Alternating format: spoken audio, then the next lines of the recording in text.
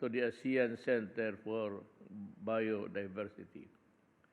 A step in the right direction is the capacity building project currently undertaken by the ASEAN Center for Biodiversity and India's National Biodiversity Authority.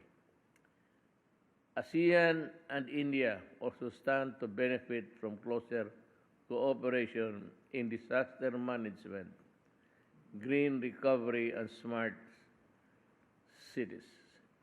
These are the vital areas of engagement in the context of climate change.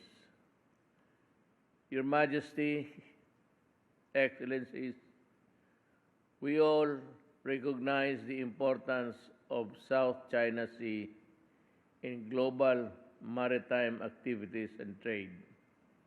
Stable maritime links are crucial to our post-pandemic recovery and sustained economic growth. We thank India for its consistent affirmation of the importance of the rule of law, freedom of navigation, and the peaceful resolution of disputes in accordance with the 1982 UNCLOS.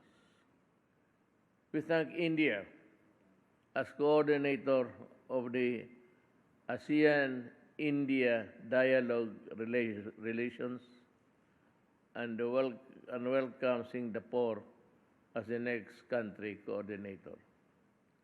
Finally, we look forward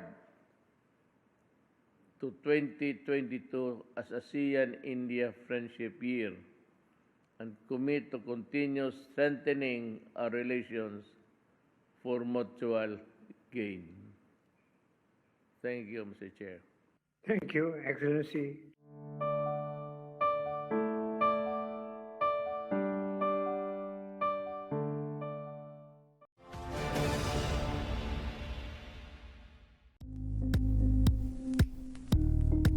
Thank you for watching Politico TV. Please like and subscribe to our channel for more videos.